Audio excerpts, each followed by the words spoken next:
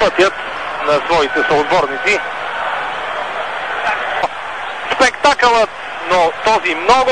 Шариф Гарсия Аспе изпраща топката в аут. Чудесно, чудесно! Ето, че нищо на този свят не се повтаря. В 18-та минута Алберто Гарсийски момент е този пропуск на Гарсия Аспе. За съжаление обаче Красимир Балъков върна пропуска на Гарсия Аспе. Наистина има ги Петя Михайлов на вратата. А към топката Марселино Бернал. И право на Боби Михайлов! Фантастично улови ъгъла. Ето това е големия вратар. Сега вече Пончо Генч. Кампус в момента е Пончо. И 1-0 за България. 1-0. Още резултат 2-1. Казвам 1-0, защото при изпълнение на Дуси се записват точно головите попадения от Бяла Ткайлов. Виждате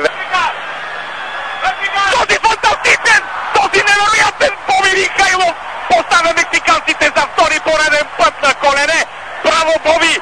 Браво, Боби! Се случи. Сега Даниел Боне. Браво, Боне! Браво, Боне! Повеждаме с 2 гола. България е само на крачка, само на 1 гол от Дуспа за мексиканците и всяка реализирана от нас ще сложи точка. Суарес, този път гол. Нищо, резултатът е намален. Сега само една Дуспа.